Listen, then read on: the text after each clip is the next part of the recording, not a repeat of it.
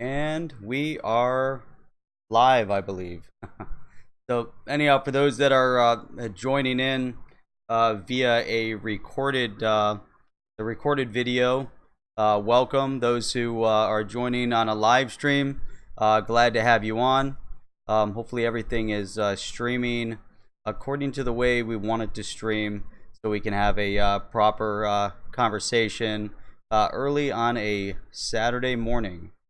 So first things first, I would like to find this up on YouTube just so we can monitor the stream progress as it unfolds, and make sure we're not getting any glitches, any delays, and anything else like that. So let me mute myself over here, and we should be able to kick this off. There we go. The stream looks good, no delays, no major issues. So, and I want to, first and foremost, highlight some of those of you that are bouncing in, because as always, I really appreciate you guys for taking the time to wanting to actually listen to what I have to say about my opinions in this space. So I'm glad to have you guys on, glad to have you guys chatting. It's definitely a great morning. Last night was kind of crazy. So I decided that I had something I had to discuss when it came to India and relation to some of the things that were going on, just economically speaking, as it relates to Token Taxonomy Act. And I had an update to provide on the Token Taxonomy Act. Elena? Okay. Elena. Okay, that definitely helps. That definitely helps. Eve? Okay, so it's Elena Eve? Got it. Eve or Ive? Very difficult. Very difficult. Over here in the US, I think we need everything transliterated instead of just spelled out, because if it was transliterated, then we might have a better chance at trying to pronounce a lot of the names. So, so anyhow, so yeah, so I got on. Okay, Eve. It is Egbertina Elena Eve. Okay, got it.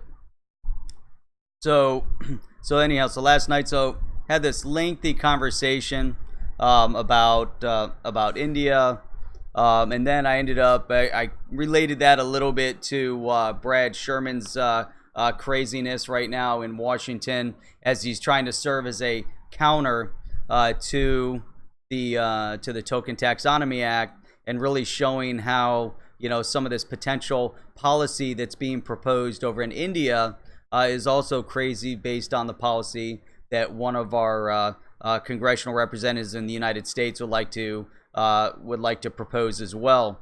So anyhow, so an hour into the stream, anyhow, right before I was getting ready to go on, Auburn Rainin wanted me to come on to his show at 10 o'clock. So I said, of course, I'll bounce onto yours. It'll be a nice extension of talking about Token Taxonomy Act. So bounced in there. We started talking about Token Taxonomy Act and etc. Towards the end of his show, Chip from XRP Minute had been talking and said, "Hey, get me on the stream." And so tried to get him on the stream, didn't work. We started a little bit late with rain. His stream crashed, so I ended up starting up a new stream just to test it out. We ended up streaming for 2 hours, from about midnight to about 2 o'clock in the morning, and then we got Jungle in on the chat. So we had XRP Minute, Auburn Rain, Juggle, and myself on the chat last night for any of you that are here that had the opportunity to bounce in there. So that was kind of crazy last night. Man, thanks, Jeff. I appreciate that. I think I had a couple rants on mine, as well as on Auburn Rain's directly after that. What's up, Dan Ski? Good to see you on. Ronel Penolio from the Philippines. That's fantastic. What if banks create their own solutions? Maybe XRP will never moon. Hey, you know what? Anything is possible. But what we're going to talk about today, a little bit more, I want to get a little bit more in depth into competition and why competition is actually healthy, and further proves the use case, and really opens up this space even further, considering the amount of transactions, the amount of business that really takes place on a regular basis, and why you need a little bit of breathing room, so to speak. So, Sin City, good morning. Good to see you on. Crypto Anon, awesome. Great to see you here. Another rainy day over in the UK. I'm assuming it's probably a little bit chilly. Was it probably in the 50s, 60s over there?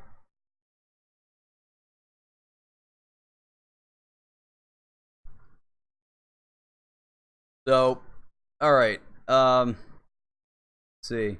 Went to the movie. Oh, you saw. That's why can't go to the movies. Otherwise, you're gonna miss some of the good streams that come on. All right. Let's see here. CAK. Hey, good to see you on. Glad to have you on the stream this morning, bright and early. It's 5 a.m. anywhere on the West Coast, just after 8 a.m. over here on the East Coast. So, anyhow. All right, let's see. Yeah, I've got this going here. Mr. D, what's going on? Glad to have you on the chat this morning. Got a lot of great things to talk about, and we're going to go into a little bit more in depth this morning on some really important topics. Last night we kept it real light and got a little bit. Man, you know what? I've got to put up a little note on there. So we had echo, echo, echo, and then we discovered what the problem was. I had two channels. I had two audio channels going at the same time, and I thought that when I brought them in via Skype, they each had to have their own individual audio channel. I didn't realize that there was one audio channel for Skype. So once we figured that out, which was probably about 20 minutes in, which, you know, now I got to go back and see if I should edit it and cut out that entire first section. But I think it added a little to the flair because everybody was in rare form and enjoying the echo stream. So be free. Thank you very much. Let's see. Oh, yeah. So anyhow, so we made it through all of the insanity. Once we made it through the insanity, then we went on to then we actually went on to some great things. But it was just kind of funny. You know, you end up talking, and it really brought to light. And Jungle last night brought up, you know, how fun it is to actually have group chats like that, and it's engaging for, you know, for us individually. I think it's more engaging for the audience that and the you know, all the participants in the stream as well, because it's amazing if we can engage more people, whether through video or through audio. If there was a mechanism to easily bring people in, that'd be great. And I'm trying to organize a roundtable discussion. Hopefully it'll be accepted. I don't know if it will be, but I've reached out to Warren Davidson's office to see if he'd be willing, or you know, someone from the office would be willing to come and participate in a roundtable type discussion that would be streamed on YouTube and Twitter with an amazing outreach focused in on Token Taxonomy Act. So if we can pull that off, it would be phenomenal. Yeah. So there is something coming in the hopefully in the near future that we've been working on, a project that I truly believe can pull a lot of the different content creators as well as participants together to help develop and build out this space even further. So really in the sharing of information and etc. So I think that there could definitely be some great times ahead with that. But needless to say, we ended up streaming until about 2 o'clock in the morning yesterday. And it was a lot of fun. And it's funny too, because, you know, as we're engaged, with us. And so anyhow, I was gonna bring up, yeah. So Jungle brought up, and he called it the Four Horsemen, and so he had all of us, and then as you have to monitor the stream, and unfortunately the way Skype has some glitches in it, and people start bouncing around on the screen, so you got to monitor and see where people are bouncing around to. So it's hilarious.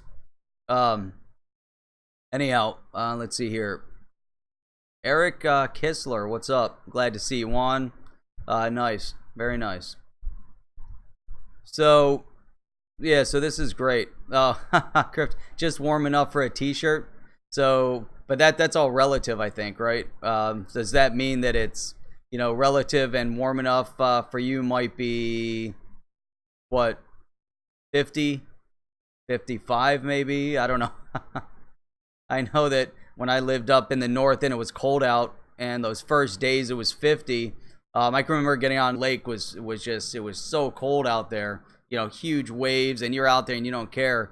And then or when it hits that 50-degree weather, and you're driving in the convertible, and you put the top down and you're enjoying it with the windows up, top down, and the heat on. So those are great days over there.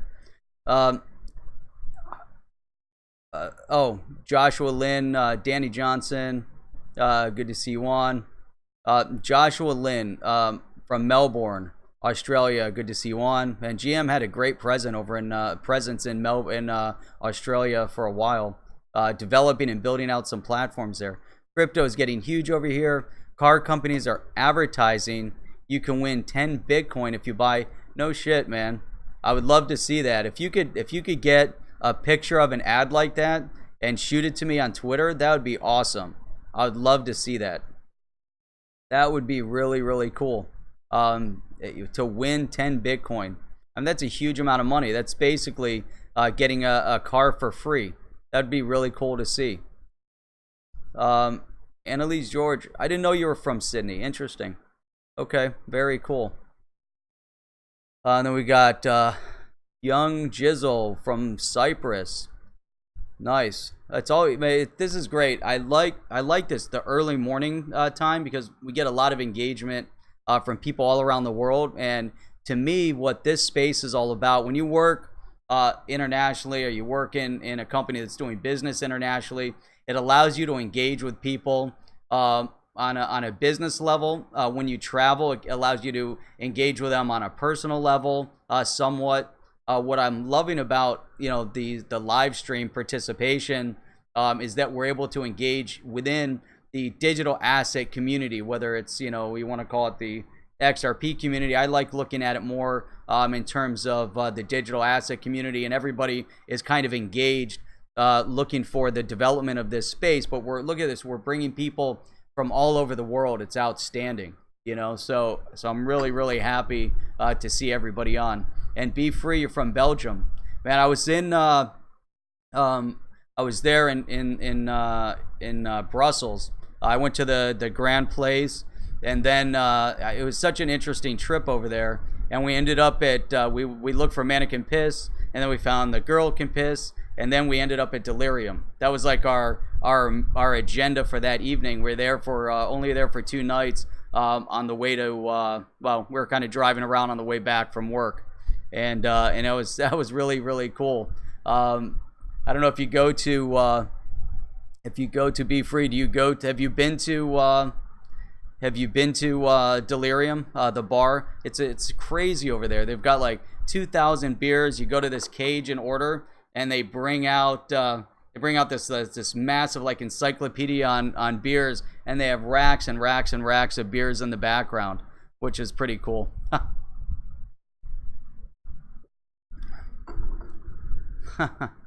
So, all right, and we're getting a decent crowd rolling in here. Netherlands, nice. Elena is from the Netherlands. Very cool. All right, let's see what we've got here. Let's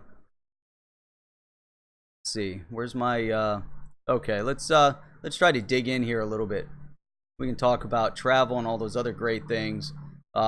So you know what I want to start out with? I want to keep it a little bit light before we get into some of the more interesting topics that I laid out. And someone the other night, the topic of the USC coin came up. I talked about it a few streams back when I talked about 63 million reasons why banks want to get involved in cryptocurrency.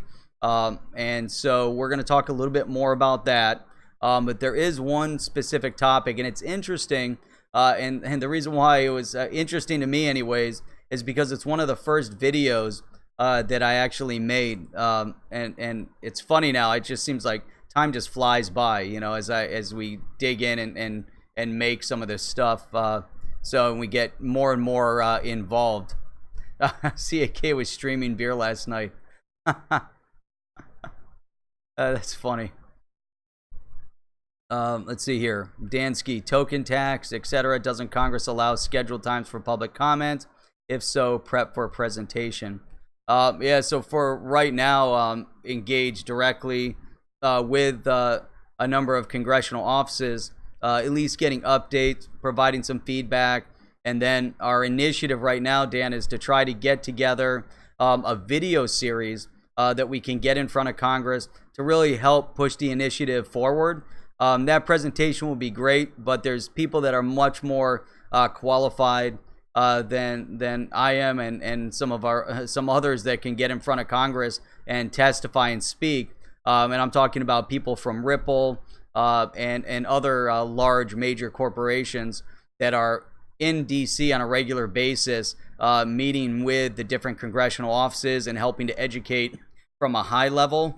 Our initiative is to come in from the grassroots and show the congressional representatives that the constituency also want and also know and understand digital assets. So it's one thing when you have a major corporation lobbying for it, and it's a completely different thing, especially in this regard. This isn't one of those high profile cases anyways right now.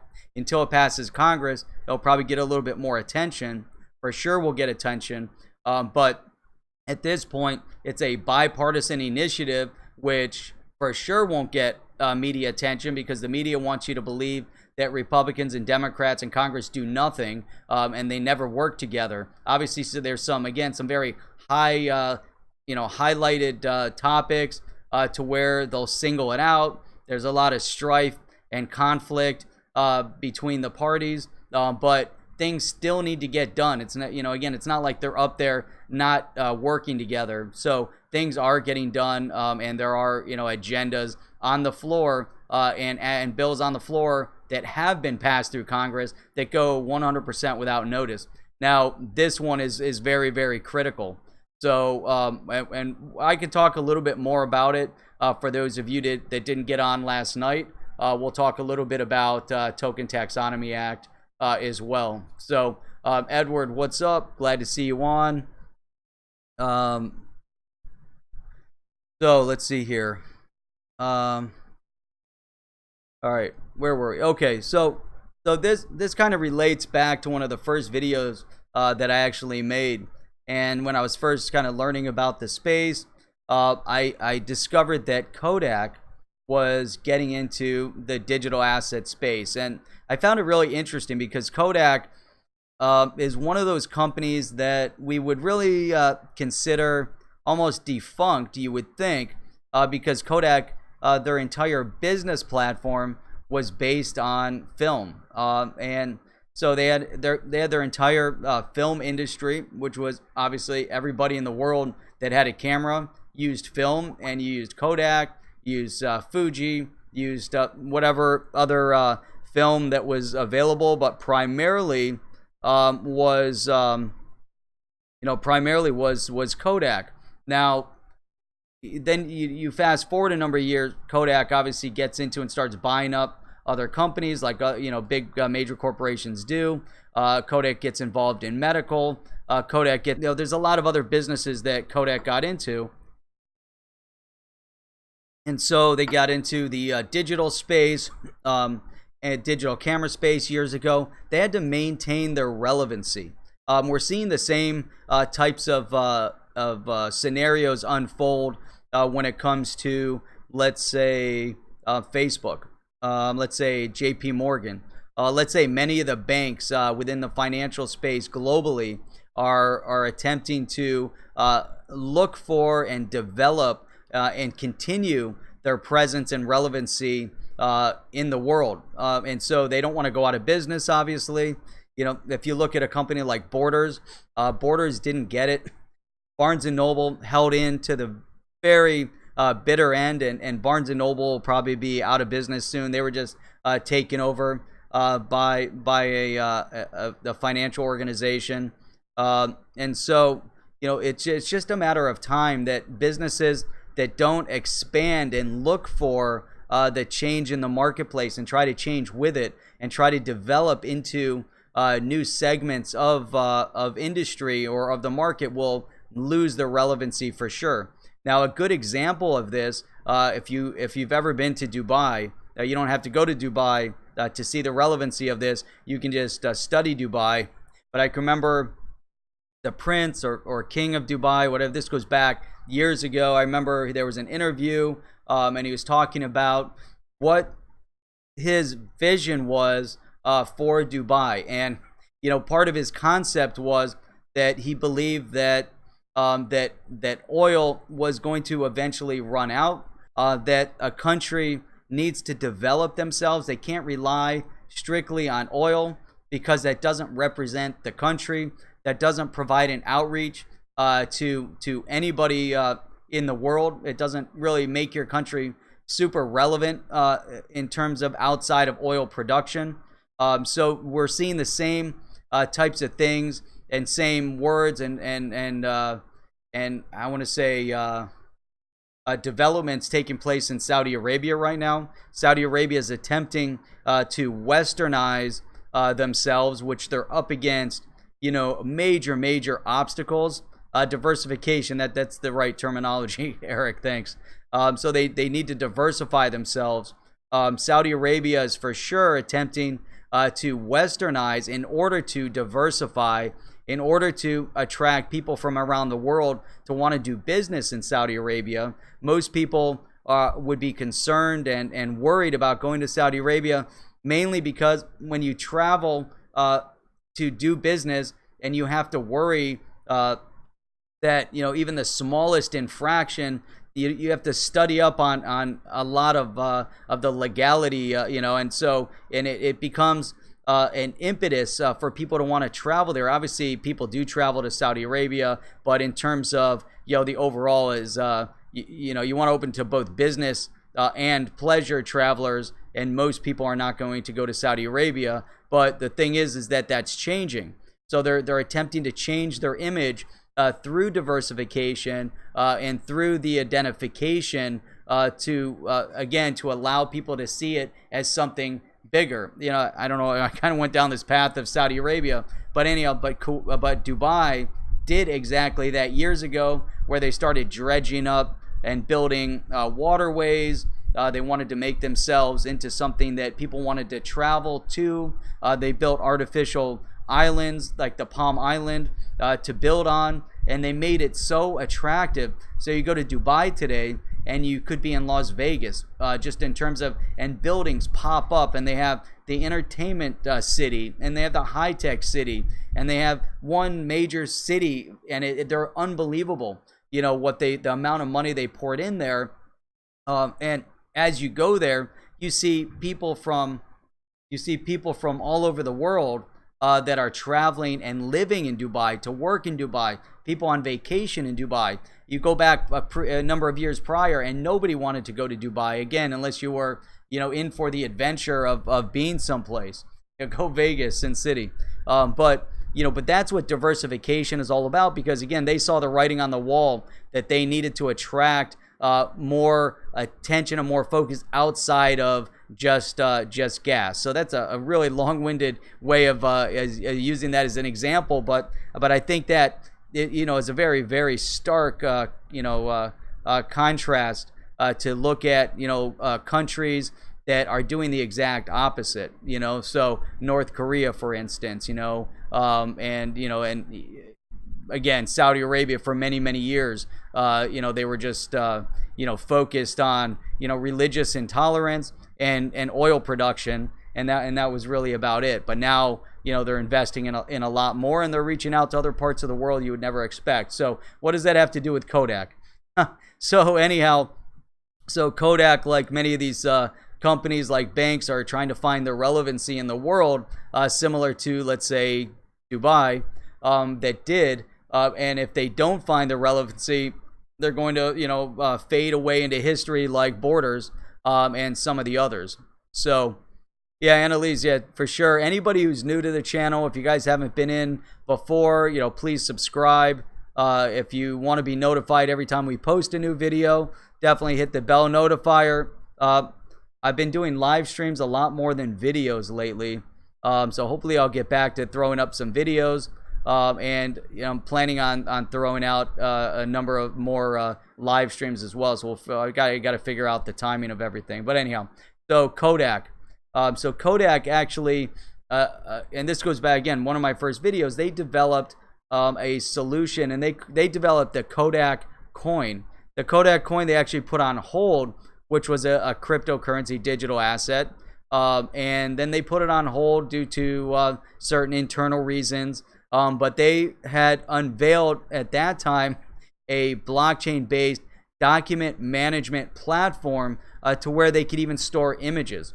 And it's interesting because it's not just images, but it's images to allow artists, to allow photographers, to allow any videographers to post their information and store it there for capitalization, to be able to capitalize or monetize their image storage. And Kodak really is in the best position to be able to do something like this, mainly because they're known for images. Not to say that they will be the most successful, but to me they're in the best position to accommodate this. So the initial database, and here's from this article. Where did I find this? This is on Yahoo Finance. So the more we're seeing on Yahoo Finance, it's really amazing to really show where, you know, you're seeing more and more the mainstream adoption. But here again, the company has used blockchain to establish databases before. They had and recently forged a partnership with Ride Holding to build an image rights platform to build copyright and help photographers monetize their work, known as Kodak One. It generated about $1 million so far in licensing claims. And so Kodak coin had been held back on their ICO actually the day prior. But now it says here that last month the Polish-British fintech firm Billiona secured $2.1 million grant from the European Commission to further develop its own blockchain document management system. All right, that has nothing to do with Kodak. That's the end of this article. Anyhow, so there's others, but the point here is that now they want to get into document management. They're in photo management, finding a methodology to monetize it. They're definitely in a great position to be able to, you know, archive data. Now, data is probably one of the most important things that an organization that's in an IT support role like this, people and companies are generating huge amounts of data, if you think about it, and everybody wants their data immediately accessible. Being able to put it on the blockchain gives everybody a lot more flexibility in terms of what they can or cannot do with their data, allowing photographers to monetize. Right now you have to go through websites, and you have to register for the website, and you have to be accepted to the website, and then there's a monetization process, and then they won't allow micropayments. You know, you're not going to get paid for every photo. You might only get $1 a photo, $5, $20, whatever it might be, but they'll only release money after it reaches a certain amount through blockchain and micropayment. These artists or photographers will be paid every time a photo is purchased. Their money will go right into their wallet, which is awesome. You know, so obviously there's others that can get into it, but my point being, you know, here's Kodak in this space. I hope you guys are interested in that. You know, I just spent a long time trying to explain the relevancy here and putting you know, Kodak into that limelight, but I think it resonates across as a good example. It resonates in most industries to maintain relevancy. And it definitely resonates in what we've seen with JP Morgan, coming out with JPM and trying to stay relevant in the financial space as well.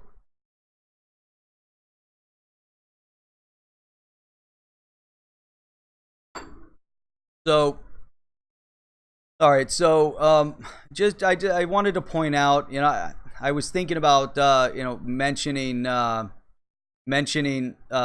tariffs that are being placed in Mexico and China, and additional pressure that's being ramped up on Iran as positives for our global economic development. Chain is only valuable when granting controlled anonymous access. Yeah, I think that the two.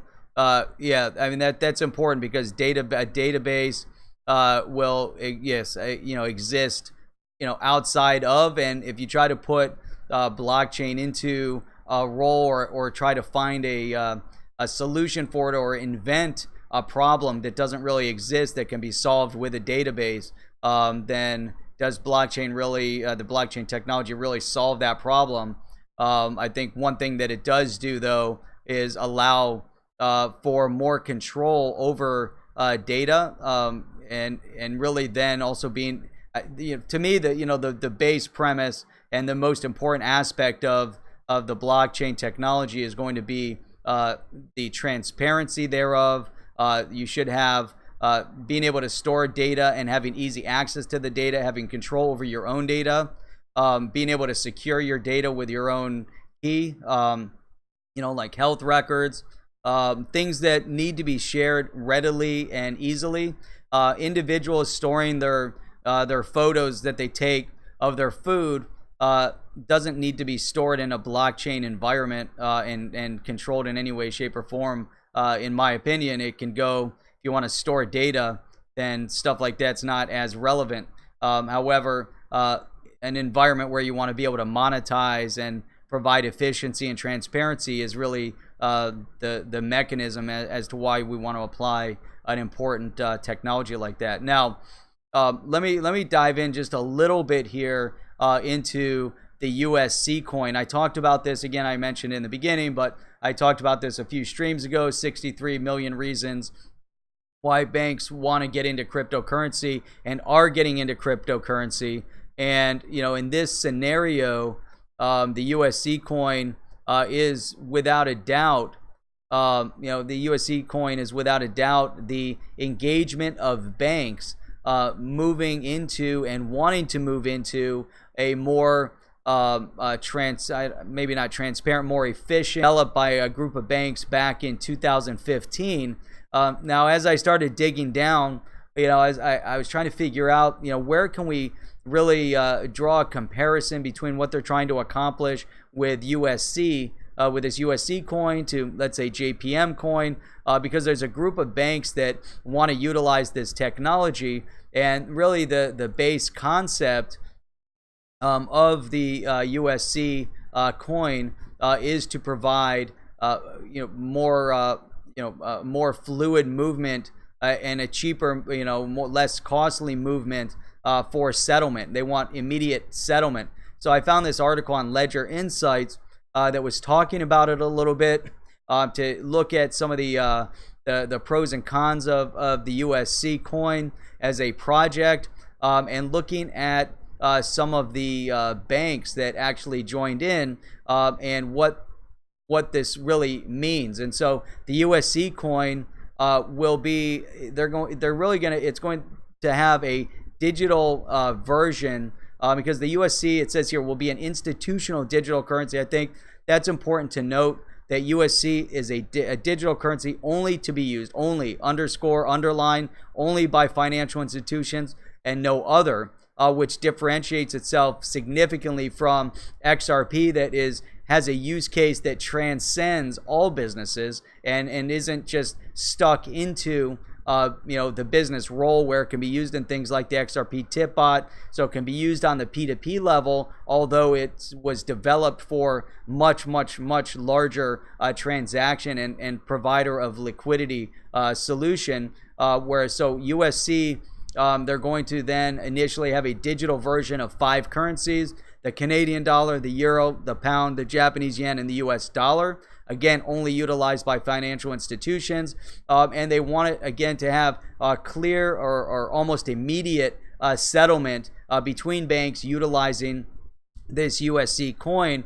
So in a sense, being able to regulate or again simplify the movement, but they're going to have to use this USC coin.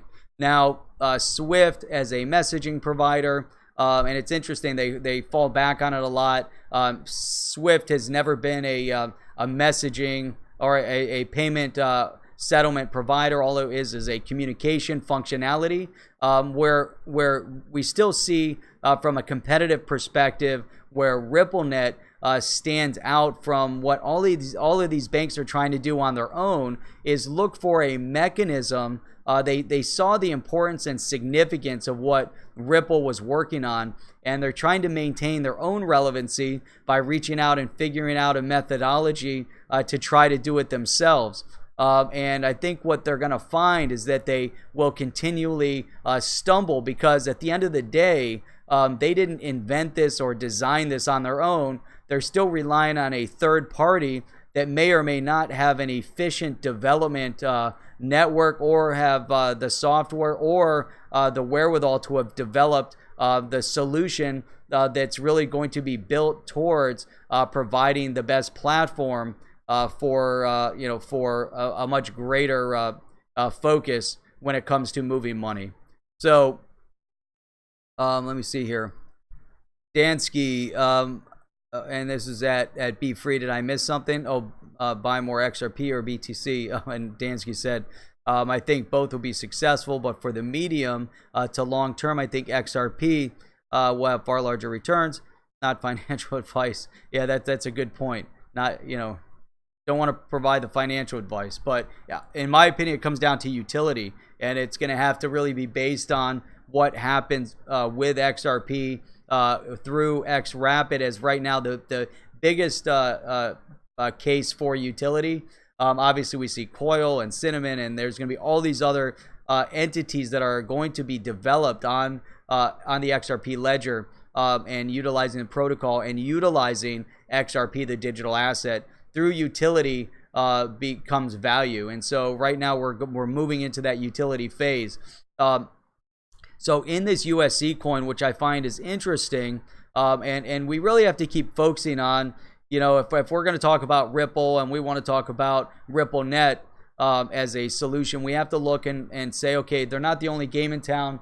We need to talk about, or at least, educate ourselves about the potential competition that is out there. Obviously, none of us have a stake in RippleNet's success or failure. However, from an interesting and interest level to say, hey, this space is really developing. To me, why it's important to look at the others that are moving into this space is because competition proves the use case is functional. Competition proves that banks around the world want to get into this space.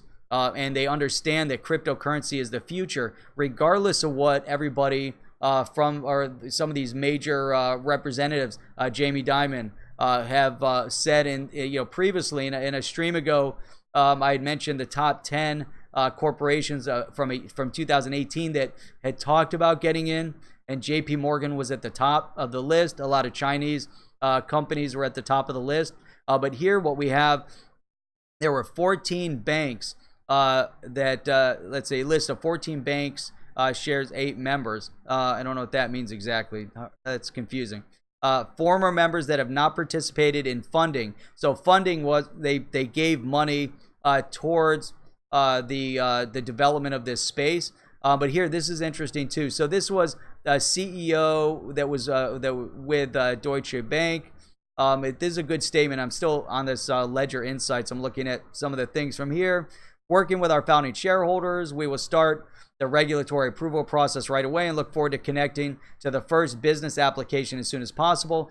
Now here, USC will be an enabler for tokenized markets and also offers a significant opportunity to simplify liquidity management using one cash asset for as many settlement needs as possible, but that's expected to be next year.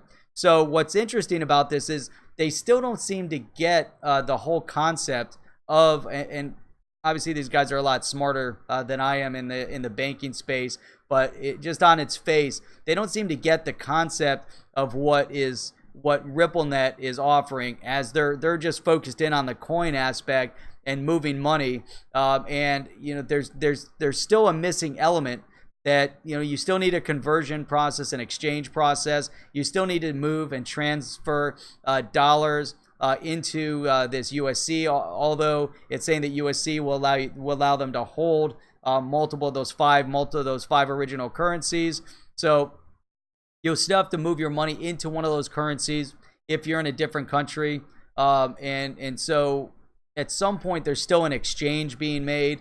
And whether or not that's going to have to take place through the regular mechanisms.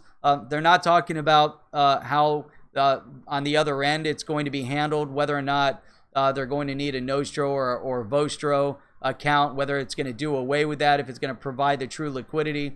It doesn't, and I guess we'll have to dig in more also to really look at whether or not it has the messaging component. Does it have the full liquidity component? Is it enabled for full liquidity? Does it have a forex like exchange and baked in to their solution to simplify the exchange process? And then we have to dig in and look at who's actually running it, who developed it, and is this company that developed it, did they build it on their own platform? Or are they utilizing another platform? And so there's still a lot of open items that we would need to look at and dig into. Eric, Endpoint Network. So, so some of the founding members that did not participate in funding, these are former members. So we have HSBC, Deutsche Bank, ICAP, and Next. And then we have newcomers to them, Commerzbank, KBC, ING, Lloyds, NASDAQ, and Santander. And then, let's see, some of the current members were Barclays, BNY Mellon, CIBC, again, Commerzbank, Credit Suisse, ING, which I mentioned, KBC Group, which I mentioned, Lloyds, which I mentioned, MUFG, NASDAQ, Santander, SMBC, State Street, and UBS. So there were definitely a lot that moved in there. It says here that the project was initially founded by UBS. And so then there was a company called Clearmatics, and they built this on a permissioned version of Ethereum. So the Sun High Cap. Let's see here. So Clearmatics. So Clearmatics is interesting. Just go to clearmatics.com. We design protocols and build platforms for distributed financial market infrastructure. I'm not sure. I want to look a little bit more into this to see exactly what else they've built, what they're into. But the point being is that these banks are engaged with a third party that is developing these solutions. Now, Clearmatics was developed in 2015, incidentally, which is when UBS started looking at the technology.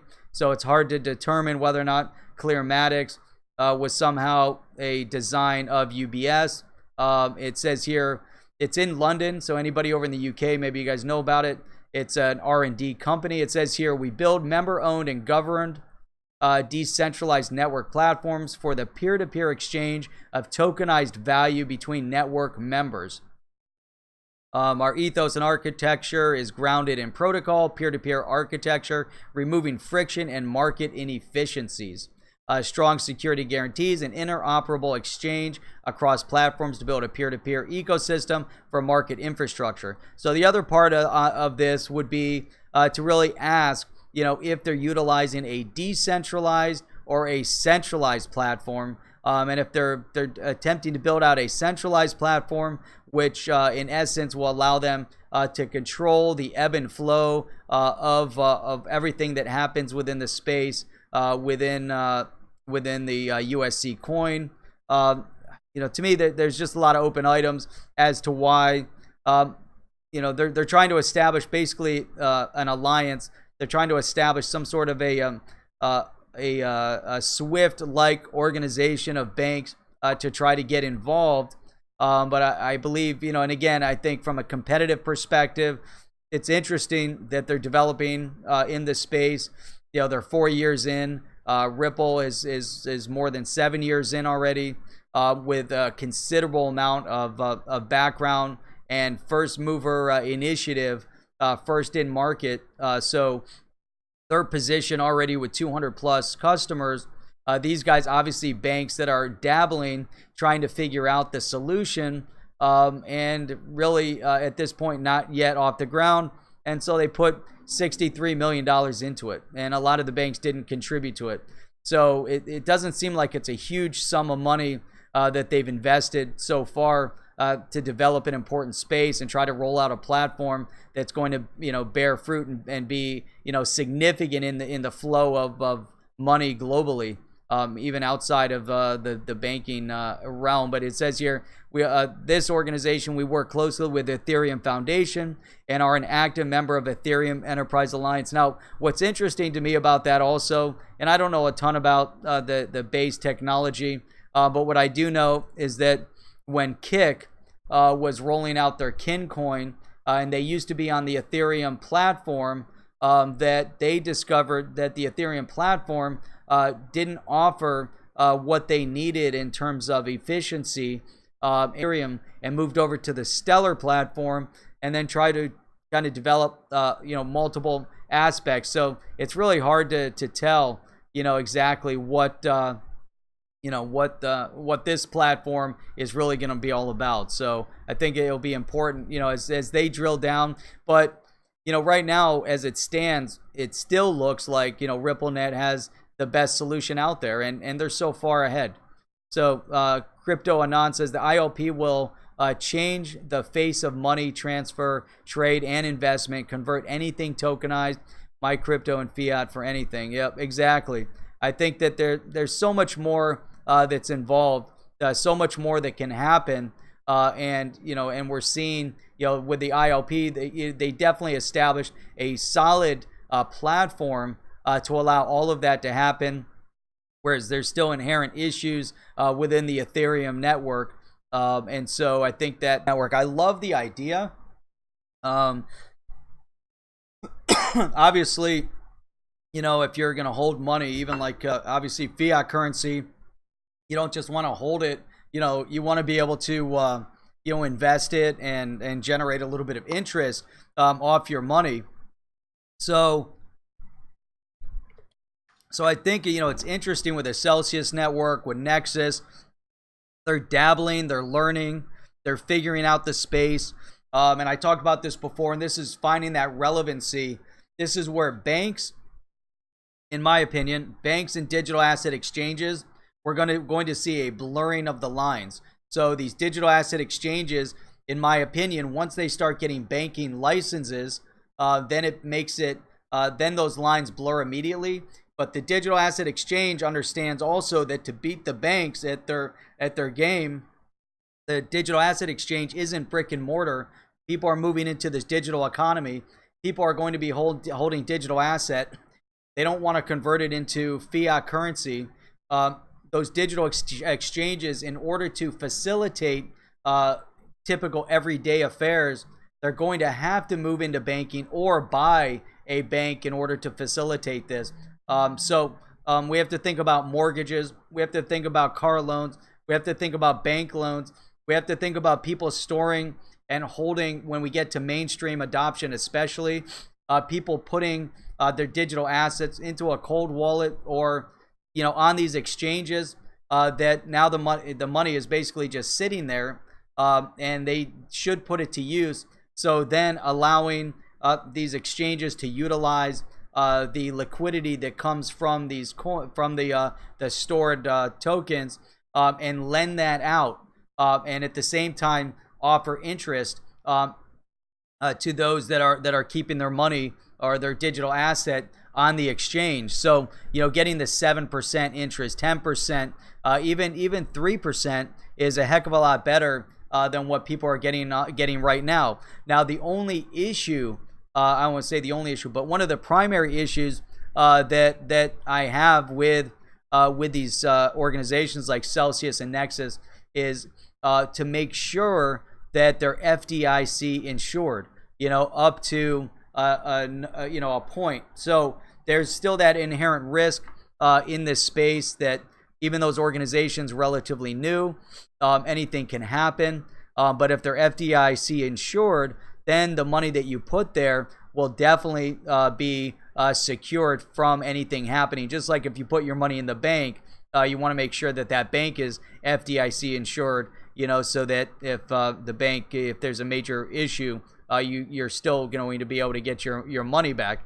And that's the security they give you for offering you a place to hold your money, digital or otherwise. Now, Annalise is saying Coinbase will one day become a bank.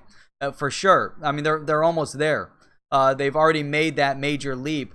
And so Uphold, the same thing, has already made the major leap to being identified almost like a bank. When you can hold your fiat currency there, when you can have your paycheck interest, and they're tying in, like Uphold is tying in with Cred to offer up a mechanism for interest. And eventually, if you look at some of the platforms, I think it was Nexos and another one that's actually offering the possibility of mortgages. Right now, in order to borrow, there's no real way to establish credit with these organizations yet. Once they find that mechanism to establish credit for people, then they are going to lock them in, and then they'll be able to loan out without the collateral. Right now, they want collateral. They want 2 for every 1 digital asset. So you need to store 2 digital assets to borrow 1 digital asset. Now, that's not a bad thing necessarily. So if you've got X number of Bitcoin, X number, whatever it is, but if your value is, let's say, $1 million, you can obviously cash out of it. You can cash out of that million, or yourself money at a small interest rate that I'm going to end up paying these guys a small interest rate to maintain the transaction. I'm going to put up 2 of my digital assets, and I'm going to borrow 1 for every 2 that I store there. And now I'm going to take that borrowed, and I'm going to go do whatever I need to do with it, and then I'm going to pay myself back. The only issue with all of that is that you're putting up a significant amount of collateral that now they're holding. So instead of just having 1 for 1, which almost makes more sense, if you want to borrow $1 million, put up $1 million, but they're saying if you want to borrow $1 million, you need to put up $2 million. Now that doesn't make sense to me, but it does from their perspective in a speculative nature right now, because if there's a change in value and they're making an assumption that they're not going to lose 50% plus of the value, so but they still want that 2 to 1. So if they take 1 to 1 and the value plummets by half, now they're caught holding the bag, and the person paying them back, it's going to be more difficult, unless it's borrowed strictly based on the digital asset, and then it doesn't really matter. So if you put up 2 Bitcoin to borrow 1 Bitcoin, you're just paying back the Bitcoin. It doesn't matter if it's worth $1 or $1 million. You're paying back the Bitcoin. That's all they should care about. So I think that it's an interesting dynamic overall, but things that much smarter people are gonna have to figure out how they work through that. What's up, Mr. B? Glad to see you on. Coming up here on an hour since I started the stream. I think I started about 5 minutes late. I started at 8:05, so we might just round this out here. Jacob's Ladder, good to see you on. Would there be a tax benefit if you take a loan, against your holdings? A tax benefit? I don't know. That's a good question. That's a great question. We need to bring a CPA on and ask some of those questions. I think that would be a really good question. I'm sure that would really be relevant, country to country, because everyone's rules and regulations in that case for taxation and are going to be a little bit different in terms of your tax benefit. Mr. B, man, really good to see you. Trying to remember now. I don't know. I can't remember who it was. XRP. I say Warrior XRP. There's somebody else up in Orlando that actually works with Sergeant Obi-Wan, and he was on the stream last night, and he was saying that the next time we all do a meetup, that he wants to come as well. So it was just kind of cool. CPAs don't really know, right? Yeah, exactly. Yeah, CPAs don't, but we need to find one that does. That would be extremely helpful. So let's see here. What did I miss? Things just bounced a few times here. All right. Ownership, that's a good point. Crypto9 had a good point here. He said, we have to consider why they want us to lock it away. Moon will be good enough interest for me, and I have control and ownership. They only want to take money out of our what you're investing. Yeah, that's definitely impossible. Texas XRP, tired from echo still in my head. Yeah, we had a little bit of an echo issue, Mr. B. I don't know if you might have missed last night, but last night we ended up streaming at like midnight, and we were on with Auburn Rain and XRP Minute, and then we got Jungle in as well. So XRP Minute, what's up, man? I didn't think you would be up this early. Man, it's insane. Didn't I tell you? It was crazy, and I woke up later than I usually did, but I still 6:30 came around and I had to wake up. It wasn't like I could sleep in, so I was up at 6:30 regardless. And I think we ended up wrapping up at like 2 and talked till like 2:30, and you guys wouldn't let me hang up, and then finally I hung up. No, it was awesome. We had an awesome call yesterday. With Jungle on, and talking about the 4 horsemen, and Chip, you down with OTC? So there's definitely some great stuff on the horizons here, and it's been so great. I'm just we had a great conversation so far. A lot of good topics, a lot of good things moving forward as well. We're talking a little bit more about competition and the USC coin. We talked a little bit about the Kodak coin, and also I spent way too much time talking about Kuwait and Dubai and Saudi Arabia as an example for trying to maintain their relevancy in an ever-changing market. So, anyhow, it is 9 o'clock. I got to wrap it up. I got somewhere I got to run to. We got tennis at 10. So I will definitely check all you guys out Monday night. Appreciate everybody being on. Appreciate the outreach from all parts of the world, Australia, UK, Cyprus. We got good representation here, Netherlands, Belgium. We got people from all over the world, as far away as Boca and Orlando. So definitely we got people from many different parts of the world, and it's been great. Appreciate everybody. And until next time, Monday night I'll be on at 10 o'clock. If for whatever reason I get this inkling to want to stream tomorrow night, which I probably won't at this point, but anyhow, I'll check you guys out Monday. Until then, definitely have an awesome weekend. If there's any specific topic, information, anything that you guys are interested in, shoot me a message. You definitely ping me on Twitter. I'm sure you guys already have it. If you're new to the channel and you haven't subscribed yet, definitely subscribe. I'm trying to type something in. I can't see what I'm typing. Hang on a second. Just gonna throw this in. There's the Twitter. You guys can reach out to me on Twitter. It's the HODL Report. And shoot me a DM. Any info you see, anything that you said, hey, you know what? I would love to hear about this. Let's dig into it a little bit further. That would be really impactful. So anyhow, have a great weekend. Thumbs up on the way out if you haven't done so already. And until next time, you guys know what to do. Keep on hodling your crypto. And I need some out music or something.